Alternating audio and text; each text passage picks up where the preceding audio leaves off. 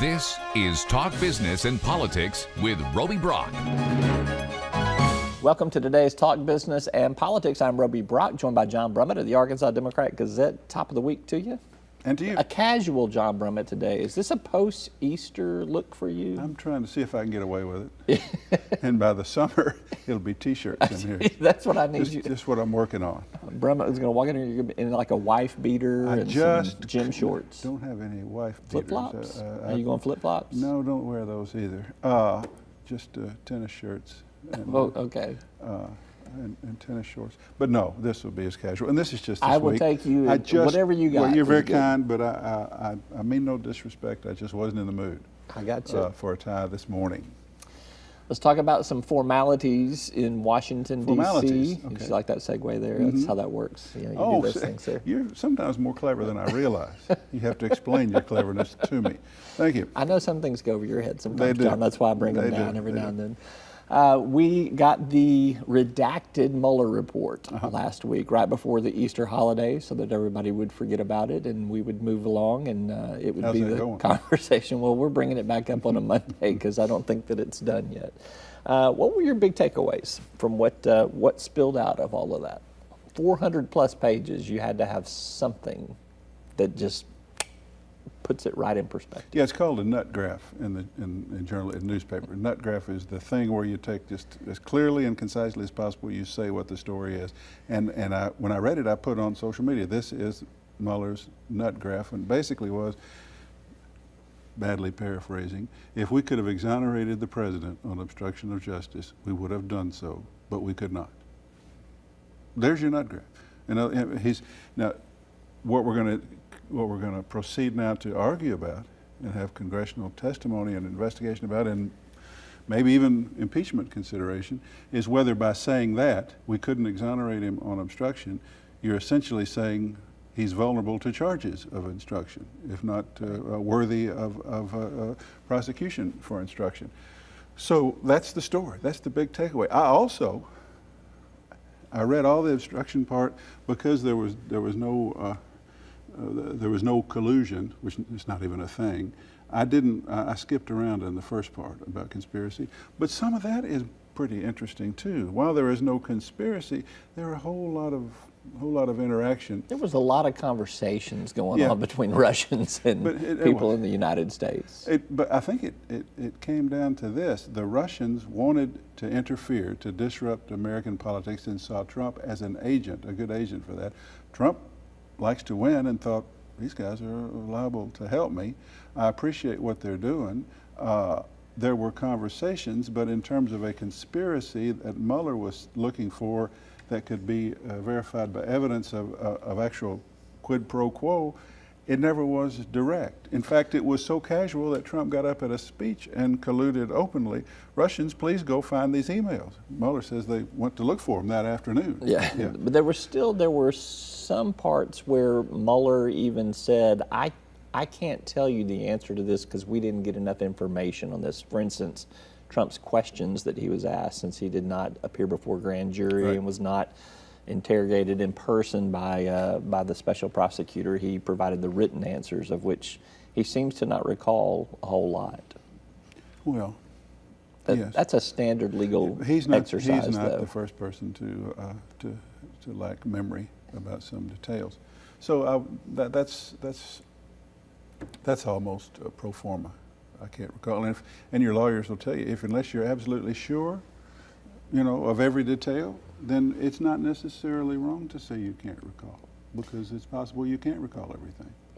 Right. So I'm pulling together what the Democrats are saying right now, and you've got several different camps here. You've got the let's let it go, the report's done, let's move on, which is probably not an option for them. You've got we need more investigations, which we're likely to see more of and more testimony.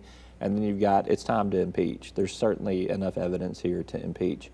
Let's talk about the impeachment track first, because impeachment is a political calculation. It's not necessarily a legal calculation. There is danger in the Democrats overstepping their boundaries by going through impeachment. But at the same time, if there is evidence of impeachment, are you not constitutionally bound to impeach? Do you know a typical irony here? we have a near 500-page report about criminal or near criminal activity by the President of the United States, and who's got the big problem? The Democrats.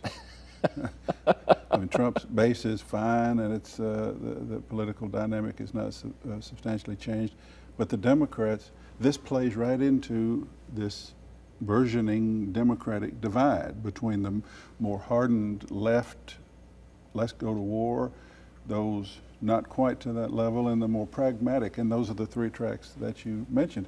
And you say the impeachment track, it's a political calculation, or it's a constitutional responsibility, or it's both.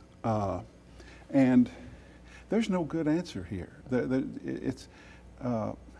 There are those who just believe, who despise Trump so much and are so strident in their views, and who believe him to be so horrible that they think this report, they want to punish him, they want to go after him, they want to pay back for Clinton, or whatever they want to do. They want to make a statement that this man needs to be, I heard somebody say over the weekend, at least the House should impeach him, and maybe Mitch McConnell would never call a trial, in which case the Democrats could hold the cloud over Trump through the election. There's a cloud over Trump anyway. I don't think you need that. So that's where they are. You've got, and I'm generationally and personally more pragmatic. I'm thinking, we got an election coming up, better to beat him than have an iffy impeachment. Impeachment is fraught with danger. Look how it worked out for the Republicans on Clinton, so don't do it. But then you have a substantial and credible argument that it's our responsibility. Did you read this report? He's trying to quash an investigation of him abusing his office. I'm thinking it comes to nothing because he'll never be convicted. Why go through it? And others are saying it's not our business to be pragmatic, it's our business to abide by our constitutional responsibility. So the Democrats are the ones confronted with the major problem. I think you mentioned three tracks: impeach, utterly pragmatic, or let's investigate the heck out of this for a while and keep it in the public mind. Right. And that's where you go. I think that's where you go. Yeah, I mean, and there are still some people I think it's viable to hear more from, to be honest with you. Yeah. I think you could draft articles of impeachment on obstruction of justice, suborning, whatever you want to come up with, and you could not approve them in the House Judiciary Committee. You could have them on your agenda for discussion. And then you could begin to take apart the Mueller report and try to develop that further, and do so with a great deal of public attention, and drag that out until next year, which is an election year, and say, well, okay, we're not going to proceed. But you could, and that's both tactical, and that also, I would say, is the responsibility. We have a report that's pretty interesting, but the man who did the report, who was pretty much a straight arrow, essentially is saying, this is all I can do, this is all I was asked to do. I'm working for the Justice Department. The Justice Department does not believe it should indict a sitting president. Therefore, within those parameters, this is what I say. And the Democrats could say, well, it's an interesting report, let's look into it.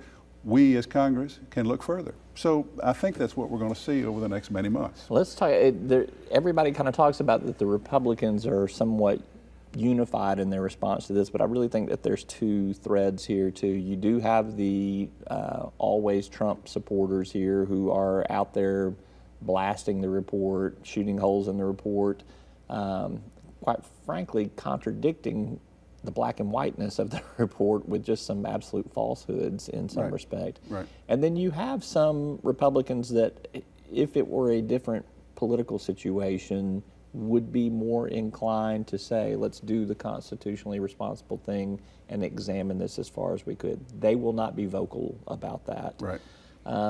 So how do those Republicans, how do they conduct their business, the swing state Republicans, the ones who have to vie for those independents, unlike some of the Republican office holders here in Arkansas? I think they just try to stay out of it.